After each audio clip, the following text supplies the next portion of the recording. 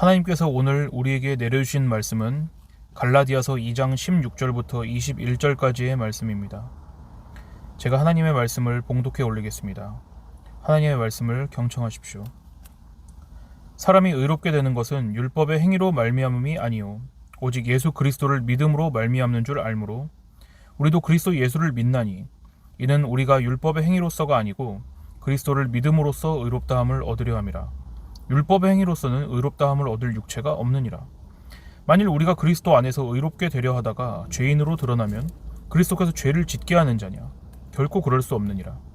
만일 내가 헐었던 것을 다시 세우면 내가 나를 범법한 자로 만드는 것이라. 내가 율법으로 말미암아 율법에 대하여 죽었나니 이는 하나님에 대하여 살려 함이라. 내가 그리스도와 함께 십자가에 못 박혔나니 그런즉 이제는 내가 사는 것이 아니요 오직 내 안에 그리스도께서 사시는 것이라. 이제 내가 육체 가운데 사는 것은 나를 사랑하사 나를 위하여 자기 자신을 버리신 하나님의 아들을 믿는 믿음 안에서 사는 것이라. 내가 하나님의 은혜를 패하지 아니하노니 만일 의롭게 되는 것이 율법으로 말미암으면 그리스도께서 헛되이 죽으셨느니라. 아멘. 이것은 하나님의 말씀입니다. 오늘도 하나님께서 전해주신 복된 소식을 여러분과 함께 나누고자 합니다. 저희는요, 복음이란 단어를요, 항상 들으면서 살고 있습니다. 교회를 다니지 않는 분들이라고 하셔도 복음이라는 말이 낯설진 않으실 겁니다.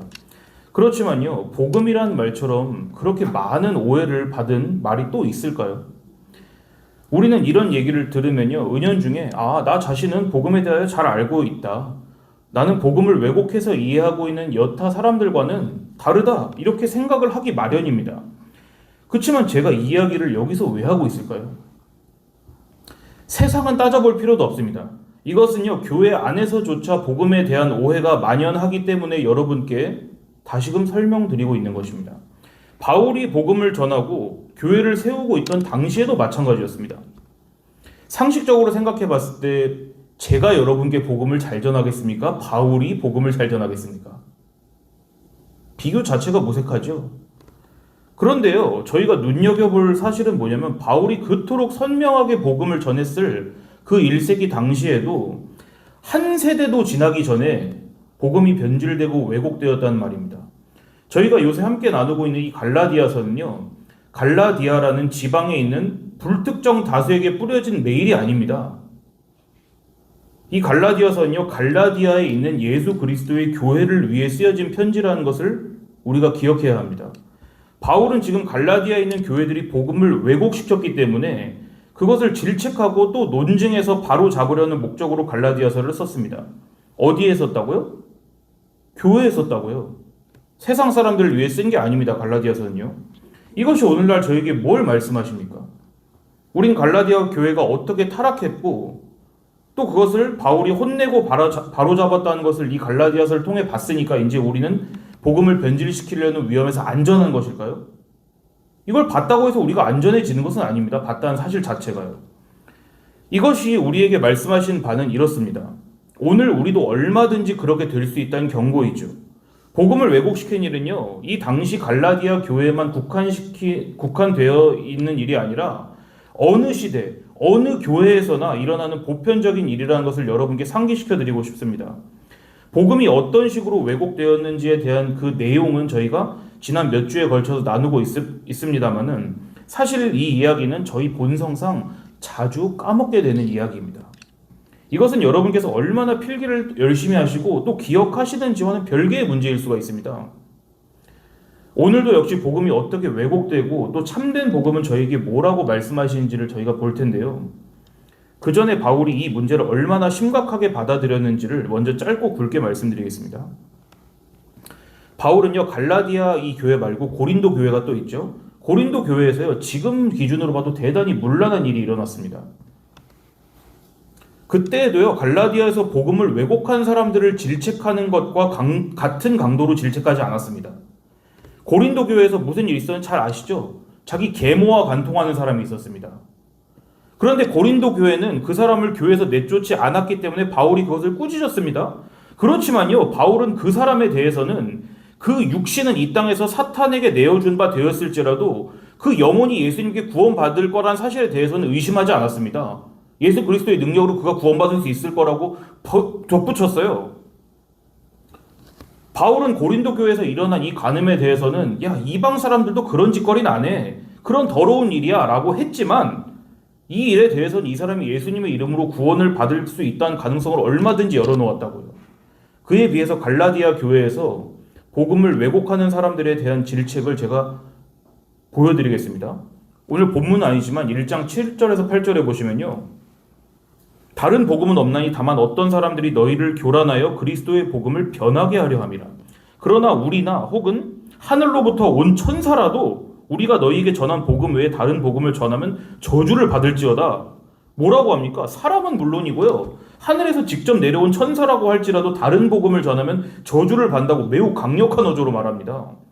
참고로 한글 성경에는 저주를 받는다 이렇게 돼 있기 때문에 저희가 체감을 잘 못할 수 있지만은 영어 성경에 뭐라고 돼 있냐면요. 하나님의 저주 아래 놓일지어다 이렇게 저주하고 있다고요. 2번이나요. 간단히 말씀드립니다. 복음을 왜곡하는 것은 무서운 일입니다. 바울은 계모와 간통한 사람도 구원받을 수 있다고 보았지만 복음을 변질시킨 사람은 하나님의 저주 아래에 놓이길 원했습니다. 그럼요. 바울을 이토록 심각하고 민감하게 반응하도록 만든 것, 즉 복음을 왜곡시킨다는 이게 뭘 말할까요? 저희가 한동안 월요일마다 계속 배운 바로 그 내용입니다. 바로 율법과 복음의 관계를 충분히 설명하지 않는 것입니다. 바르게 설명하지 않는 것, 율법과 복음이 어떤 관계인지를요. 다시 말씀드립니다. 복음을 왜곡시킨다는 것은 율법과 은혜의 관계를 충분히 설명하지 않는 것입니다. 얼핏 들으시면 별로 대단한 일이 아닌 것 같죠? 이것은 우리의 현재의 삶과 앞으로 올 삶에서 가장 중요한 문제입니다. 중간 결론부터 말씀드리고 시작하겠습니다. 저희는 율법을 지켜서 구원받을 수 없습니다. 이건 다 아시죠, 여러분? 어떤 분은 이렇게도 말씀하실 수 있습니다. 아니, 전사님 도대체 누가 한국교회에서 율법을 지켜서 구원받으라고 합니까? 맞습니다. 제가 여러 번 말씀드린 것처럼 이단들도 대놓고 율법을 지키라고 해서 구원받으라고 가르치지는 않습니다. 그럼 이단들끼리도 저질이라고 그럴 것입니다. 그 사람을 보고. 문제는 우리가 그런 저질 교리와 싸우는 게 아니라는 데 있죠. 갈라디아 교회를 혼란스럽게 한 메시지도요. 여러분 율법 지켜서 구원받으세요가 아니었습니다. 훨씬 교묘했죠. 그것보다. 잘 들어보십시오. 갈라디아 교회는 이렇게 말한 것입니다. 여러분, 우리는 모두 다 예수 그리스도의 은혜로 구원받은 사람들입니다. 그러나 우리가 그 구원을 확증하려면 할례도 받아야 합니다. 이게 무서운 것입니다. 갈라디아 교회는요. 결코 은혜를 처음부터 끝까지 무시한 태도로 일관해서 질책받은 게 아니에요. 갈라디아 교회 사람들도 하나님의 독생자이신 예수 그리스도께서 십자가에 달려 우리의 죄를 대속하심으로써 우리가 하나님과 화평한 관계를 맺게 된다는 십자가의 복음을 알고 있었습니다. 근데 문제는 뭐였냐면요. 이게 중요합니다. 그 복음만으로는 충분하지 않다고 가르친 것입니다. 그 복음만으로는 충분하지 않다고 가르친 게 가장 무서운 오염이었습니다. 갈라디아 교회 거짓 교사들이 이렇게 가르친 것입니다. 형제자매 여러분, 우리는 예수 그리스도께서 십자가에 달려 우리 죄를 위해서 흘리신 그 보혈로 구원받았습니다. 맞습니다. 그러므로 우리가 그 사실을 우리 마음에 새기고 그 은혜를 증명하기 위해 할례를 받는 것이 마땅합니다. 제가 이것을 부정적인 맥락 속에서 말씀드리셨기 때문에 여러분께서 경계하면서 들으시겠지만 여러분께서 이 메시지를 중심으로 한 설교를 듣는다고 생각해 보십시오. 아무도 경계하지 않을 것입니다. 여러분께 이 할례라는 것이 좀 낯설게 느껴지실 수가 있죠. 물론 할례가 뭔지는 다 아시죠. 할례는 당시 유대인들이 하나님의 백성이라면 당연히 받는 전혀 이상할 것이 없는 그런 예식이었습니다. 좀 더 와닿게 설명을 해드리면요. 예를 들어서 교회에 어떤 분이 10년을 같이 다니신 것입니다. 여러분과 같이 10년을 동행하셨습니다. 뭐 A 집사님이라고 해보겠습니다. 그냥 가상의 얘기로요. A 집사님이 어느 날 얘기를 이분과 나누다 보니까 자기는 할례가 아니라 세례를 안 받았다고 하는 것입니다. 그 A 집사님이 10년 교회 다녔는데, 근데 이분이 대단히 바른 신앙생활을 하고 계시고 성품도 좋은 분이고요. 교리 수업도 다 들었습니다. 근데도 뭔가 찝찝하지 않으시겠어요, 여러분?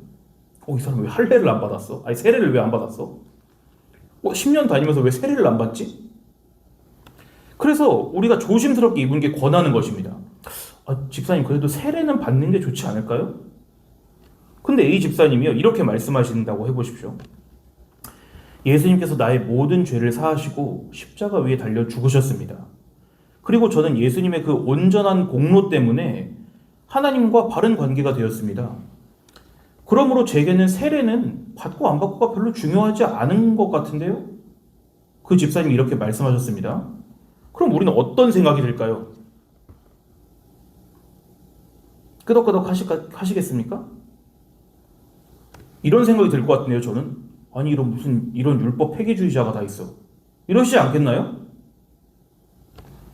이게 바로 갈라디아 교회에서 있었던 문제의 그 분위기를 여러분께 좀 더 와닿게 설명해드린 그림입니다. 답답하지 않으시게 제가 먼저 답을 해드릴게요. 이 A 집사님이 말한 이 가상의 말이지만요, 이것에는 오류가 없습니다. 하나도 틀린 말이 아닙니다. 예수님께서 나의 모든 죄를 사하시고 십자가 위에서 죽으셨습니다.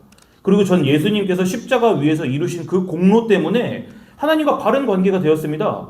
그러므로 어떤 행동을 하고 안 하고는 나에게 더 이상 중요한 문제가 아닙니다. 이렇게 말하는 건 하나도 틀린 이야기가 아닙니다. 이게 복음입니다. 이건 율법 폐기주의가 아니에요. 많은 경우에요, 어떤 사람이 율법을 지키지 않아도 된다는 그런 냄새만 풍겨도 우리는요, 저 사람 율법 폐기주의 같다, 이렇게 대번에 정죄할 수 있습니다. 아닙니다. 우리가 담당할 율법을 예수님께서 다 담당하시고, 또한 우리가 다 지키지 못한 그 율법을, 그 모든 값을 십자가 위에서 다 치르셨기 때문에 우리가 그걸 믿는 걸로 구원받는다는, 그것이야말로 우리가 율법을 다 지키는 것입니다. 율법의 완성은 그것이에요. 우리는 그 사실을 믿음으로써 율법의 의를 다 이루게 된다고요. 근데 어떻게 그걸 율법 폐기주의라고 할 수 있습니까? 그건 율법 폐기주의 아닙니다. 그런데 갈라디아 교회도요, 이 사실에 대해 오해했습니다. 잘 알지 못했습니다. 다시 여쭤보면요, 갈라디아 교회가 예수 그리스도께서 십자가에서 우리 죄를 대속했다는 사실을 갈라디아 교회가 알았다고요, 몰랐다고요? 알았어요. 그걸 모른 게 아니라요, 이 땅의 거의 모든 교회가 알고 고백하듯이 갈라디아 교회도 믿었습니다, 그것을. 근데 뭐가 문제였습니까? 간단히 정리하겠습니다. 복음만으로는 충분하지 않다라고 가르친 게 문제였다고요. 복음만으로는 충분하지 않다고 가르친 게 갈라디아 교회를 이단으로 정죄하게 했다고요. 복음은 복음이지만 그래도 우리가 하나님의 명령들을 지키는 것이 옳지 않습니까? 이와 같은 뜻을 가진 다른 말들을 제가 몇 개 하겠습니다. 우리가 하나님의 자녀라고 해서 그런 식으로 살면 되겠습니까? 어떻게 구원받은 사람이 화를 그렇게 쉽게 낼 수 있죠? 예수를 아는 사람이 삶이 바뀌어야 하지 않겠습니까? 제가 이렇게 말하면 여러분 찝찝하시죠? 왜냐면 우리가 너무 자주 쓰는 말이잖아요, 다. 우리는 예수 그리스도의 은혜로만 구원받습니다라고 말하는 게 뭔가 깨름칙하다고요, 우리의 본성상이요. 우리의 본성상 우리가 아무것도 하지 않아도 순전한 은혜로 구원받는다고 말하는 것보다 그 은혜에 뭔가를 덧붙임으로써 구원을 우리가 완성해 나간다고 하는 편이 훨씬 우리에게 익숙하고 쉽습니다. 동의하시나요? 그래서 우리에게 성경이 필요합니다. 갈라디아 교회에 바울이 필요했던 것처럼. 갈라디아의 거짓 교사는요, 다른 사람이 아닙니다. 우리 아주 가까이에 있어요. 그것은 우리 자신입니다. 나입니다, 나. 우리는 하나님께서 주신 율법의 용도에 대해 무지합니다. 율법이 무엇입니까?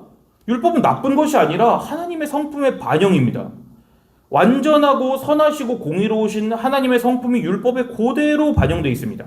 그러니까 율법은요, 나쁜 게 아니라 지극히 선한 것이에요. 그런데 그 율법이 무슨 역할을 하느냐? 우리가 율법대로 살 수 있도록 해주나요? 아니면 우리가 결코 그렇게 살 수 없다는 것을 보여주나요? 명확합니다. 둘을 혼동하시면 안 됩니다.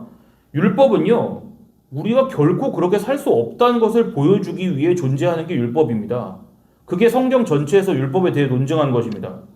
참고로 말씀드리면요, 율법은요, 여러분 아시겠지만 우리가 지키지 못할 것들만 가득한 건 아니에요. 지킬 만한 것들도 있습니다. 우리가 잘 지키며 사는 것도 많죠. 예를 들면 10계명 제6계명을 보십시오. 살인하지 말지니라. 우리 살인하면서 사나요? 제가 한 2주 전쯤에 여러분께 여쭤봤을 때는 아무도 안 계셨는데, 사람 죽이신 분이. 2주 동안 사람 죽이신 분 없으시죠, 혹시? 그럼 우리는요, 이렇게 생각을 합니다. 이것 봐, 난 살인하지 말라고 하신 그 명령을 잘 지켰어. 맞습니다. 잘 지켰습니다. 어긴 게 아니죠. 그리고 우리는 살면서 정상적인 사람이라면 평생 동안 당연히 어기지 않을 만한 그 계명을 하나 잘 지키고 있다는 사실 때문에 안심받습니다. 위로받습니다. 그러면서 동시에 우리가 지키고 있지 않은 이미 지키는데 실패해버린 수백 가지의 율법의 조항들을 어겼다는 사실은 덮어버리죠. 우리가 그런 식으로 생각하는 사람들이라는 것을 보여주는 게 율법입니다. 율법은 애초에 우리 죄를 덮거나 율법을 지킴으로써 우리를 의롭다고 칭찬해 주시기 위해 만든 게 아니라요. 오해하실까봐 말씀드리면은 율법을 여기서 우리가 구분하잖아요. 우리는 이 건전한 교리와 지식을 주는 교회 안에 있기 때문에 여타 교회에서 배우지 않는 것들을 잘 배웁니다. 예를 들면 율법의 어떤 구분 같은 것들이죠. 당시에 이스라엘의 제사법이나 시민법이나 또한 그걸 다 아우르는 도덕법이 그렇게 율법의 성질에 있다고 배움을 받잖아요. 맞습니다. 제가 말씀드린 율법은요, 그 중에 일부가 아니라 다 포함한 것입니다. 우리가 여러분 율법이라는 말을 쓰지만은 율법이란 말을 바꿔보십시오. 율법, 법률, 법, 규칙, 도덕, 윤리, 규범, 규칙 뭐라고 부르시든지 간에 우리가 지켜야 되는 그 모든 것들을 통틀어서 율법이라고 한 거라고요. 그게 무슨 역할을 하느냐? 우리 양심의 법도 마찬가지입니다. 우리의 죄를 까발리는 것이에요. 우리 죄를 노출시키는 것, 고발하는 것. 그것이 정확하게 하나님께서 율법, 모든 규범들을 우리에게 주신 목적이에요. 너희는 그렇게 살 수 없다. 너희는 율법을 다 제쳐놓고서라도 너희 양심으로 스스로 확정한 법조차도 지키면서 살지 못하는 사람들이라는 것을 보여주시기 위해 우리에게 율법을 보여주신 거라고요. 상징입니다, 율법은. 그럼요, 여러분. 이제 한편으로 이 말씀을 듣는 사람 중에 누가 제일 화가 날까요? 율법을 평생 못 지키는 사람이 이 말을 들으면 화가 날까요? 평생 지키던 사람이 이 말을 들으면 화가 날까요? 평생 지키는 사람이 화가 나겠죠. 평생 율법을 지킴으로써 의로워진다고 믿었기 때문에 평생 율법을 잘 지켰습니다. 혈기를 잘 조절했습니다. 내 마음을 언제나 다스렸습니다. 교회에서 하라는 것은 하고 하지 말라는 것은 하지 않았습니다. 그러면 그걸 지킨 사람이 화가 나겠죠. 왜냐면 전 지금 율법을 지킬 필요가 없다고 말씀드리고 있지 않습니까? 왜 화가 나냐면요. 그 모든 것들이 일어난 이유가 율법이 무슨 역할을 하는지 모르고 그게 나의 의를 쌓기 위해서 계속 차곡차곡 쌓아 올렸기 때문에 그것을 무너뜨리려는 시도가 이렇게 설교를 통해 일어났을 때 화가 나는 거라고요. 복음은 내가 쌓아 올린 그 탑을 붕괴시킵니다. 복음은 우리가 한 모든 선한 행위들이 사실은 더러운 옷과 같다는 그것을 고발함으로써 우리를 부끄럽게 만들죠.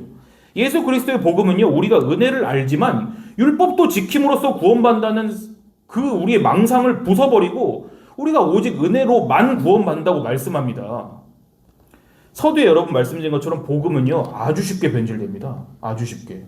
우리 갑자기 한순간에 마귀가 된 게 아니에요.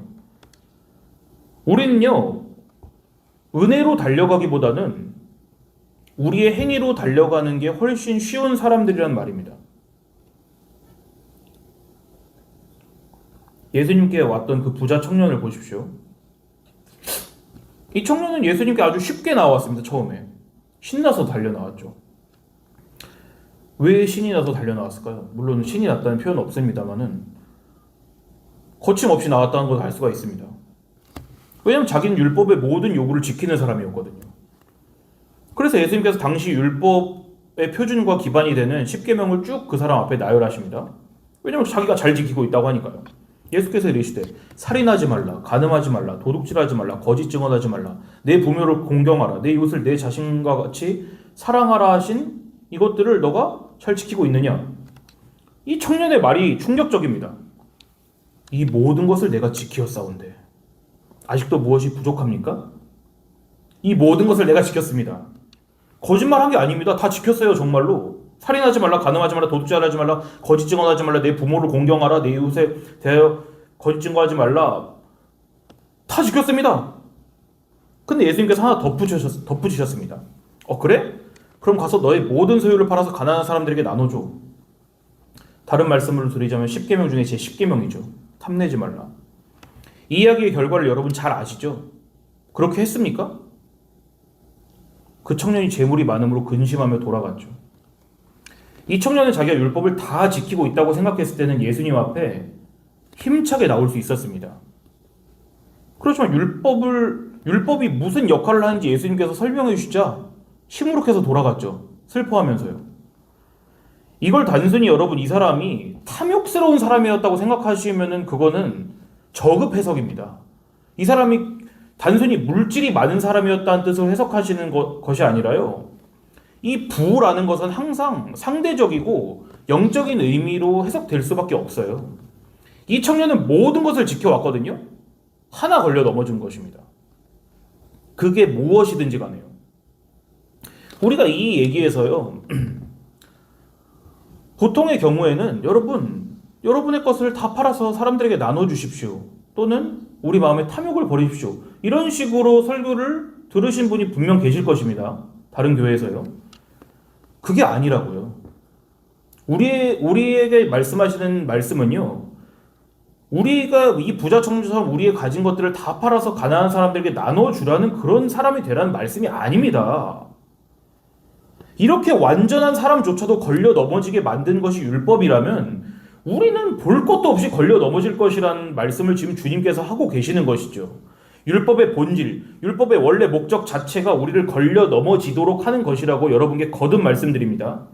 다 지키고 있다고 생각하던 내가 못 지킨 것 단 하나를 보여줌으로써 우리의 불완전함을 드러내는 것, 우리의 죄를 드러내는 것, 그것이 선하신 하나님께서 주신 선하신 율법이 우리에게 하는 기능이란 말입니다.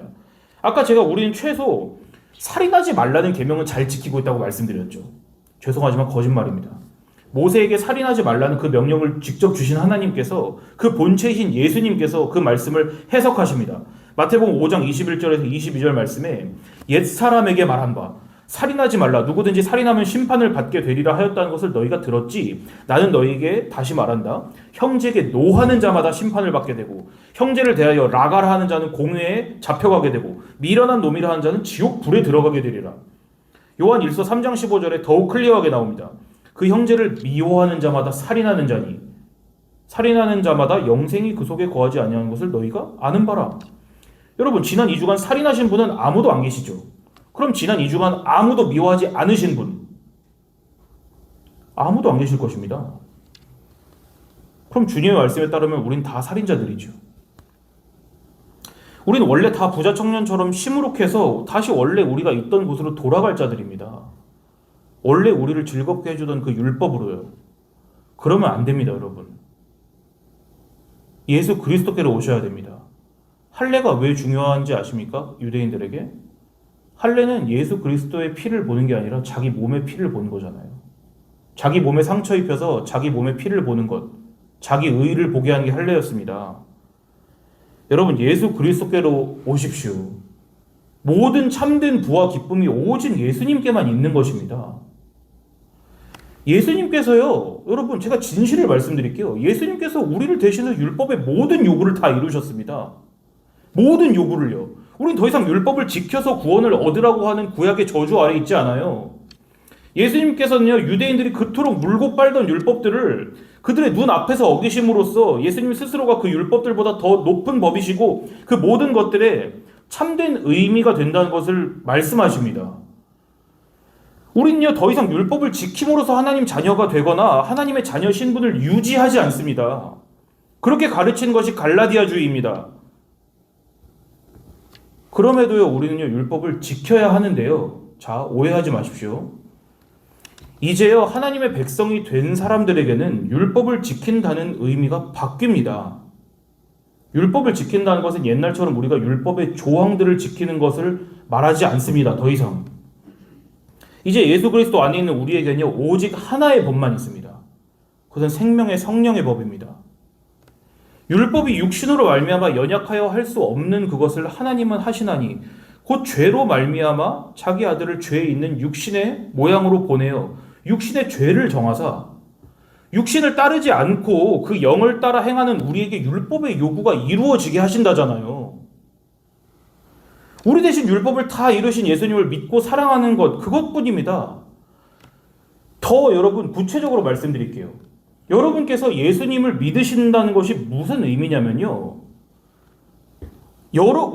저와 여러분이요, 그 율법을 다 지키지 못하더라도요, 하나님은 우리가 그 율법을 다 지킨 사람들인 마냥 인정해 주신다는 것입니다. 이게 복음입니다. 예수님께서 그 모든 값을 십자가에서 다 치르셨거든요. 우리가 십자가 위에서 달려서 하나님의 저주 받은 자라고 여김 받았어야 될 그 자리에서 예수님께서 대신 저주 받으셨기 때문에 우리는 예수님이 이루신 그 모든 것들을, 예수님 받으셔야 될 모든 영광과 은혜를 우리가 받게 되는 것이라고요. 우린 율법을 지킴으로써 하나님을 사랑하게 되는 게 아닙니다. 우리는 하나님께서 우리를 대신하여 그 아들 안에서 모든 율법의 의를 다 이루셨다는 이 사실을 믿음으로써 의롭게 되고 비로소 율법을 참되게 지키게 되는 것입니다. 사랑하는 자는 율법을 다 이루었다고 하신 이 말씀을 기억하십시오. 성경의 사랑은요, 우리가 일반적으로 사랑에 대해 생각하는 그런 연인과의 관계, 들쩍지근한 그런 사랑을 말하는 게 아닌 거 아시죠? 사랑은 항상 예수 그리스도와 관계되어 있는 그 무엇입니다. 우리는요, 예수님 안에서 하나님 안에 값없이 사랑받습니다. 이것이 우리를 율법을 지키게 만드는 것이죠. 우리를 그렇게 값없이 사랑하시는 하나님께서 우리에게 해가 될 명령을 주셨을 리가 없어. 우리에게 이 모든 것을 그 아들과 함께 주시니까 다른 모든 것을 유업으로 주시지 않겠느냐라고 한 말씀처럼 우리는 이미 다 이뤄놓은 것 안에서 주님의 말씀을 기쁘게 지키게 되는 것이죠. 여러분, 하나를 잘 생각해 보십시오. 율법을 지키시면서요, 기쁘신지를 생각해 보세요. 그럼 우리 안에 있는 것이 종의 영인지 아들의 영인지를 대번에 알 수가 있습니다. 우리는 예수님 안에서 하나님께 값없이 사랑받습니다. 이 진리가 다 믿어지시지 않겠지만요, 그래도 예수 그리스도의 복음으로 나아오십시오. 하나님께서요, 이 새벽에 여러분 한 분 한 분과 또 저의 심령에 함께 해주셔서 율법의 요구를 모두 이루시고 우리의 의가 되신 예수를 바로 볼 수 있게 해주시기를 간절히 원합니다. 그래서 율법을 지킴으로써 하나님의 사랑을 얻어내려는 우리의 그런 잘못된 마음들이 다 십자가 앞에 내려놓아지고, 그와 반대로 하나님께서 우리를 먼저 사랑하셨기에 우리가 그 은혜 안에서 하나님 말씀을 기쁨으로 지키는 법을 깨달아 가는 그 은혜를 한량없이 부어주시기를 간절히 원합니다. 기도하겠습니다. 주님, 우리의 마음이 주님의 은혜를 사모하는데 얼마나 더딘지, 우리는 우리의 본성에 따라서 하나님의 말씀을 지키거나 지키지 않거나 하는 그 양갈래의 갈림길에서 늘 땅의 것만 보며 살아가고 있음을 주님 앞에 고백합니다. 주여, 이것은 주님께서 우리에게 허락하신 바, 우리가 일정 시간이 될 때까지 이 가운데서 불편하고 또한 이게 얼마나 괴로운지를 알아야 하는 그런 과정인 줄을 믿습니다. 주님, 이 모든 것을 주님께서 우리에게 은혜로 허락하심을 저희가 또한 믿습니다. 주여, 율법의 요구들로 우리를 괴롭히시되 우리가 그것들을 다 알 수 없다는 것을 알고 제풀에 지쳐 나가 떨어질 때까지, 우리의 환도뼈가 탈골될 때까지 우리를 이끄시는 주님의 은혜를 사모합니다. 주여, 우리 마음 가운데, 우리의 지성 가운데, 우리의 심령 가운데 주님께서 축복하여 주셔서 우리가 율법의 요구를 지키려고 힘써 애쓸 때에 우리를 문 그 불뱀의 독을 없애기 위하여서 우리 상처를 째고 우리의 독을 빨면서도 우리가 살아나지 못하는 그 상황에 놓임으로써 우리의 의가 아니라 장대에 높이 달린 것 같은 그 뱀과 같은, 그렇게 십자가에 높이 달리신 예수 그리스도를 바라봄으로써 우리가 생명을 얻는 은혜가 우리 가운데 있기를 원합니다. 주님, 오늘 우리에게 복 내려주셔서 이것을 깨닫도록 성령 하나님 도와주옵소서. 우리를 위하여서, 우리를 사랑하셔서 십자가에 달려 죽으신 예수 그리스도 이름으로 기도드리옵나이다.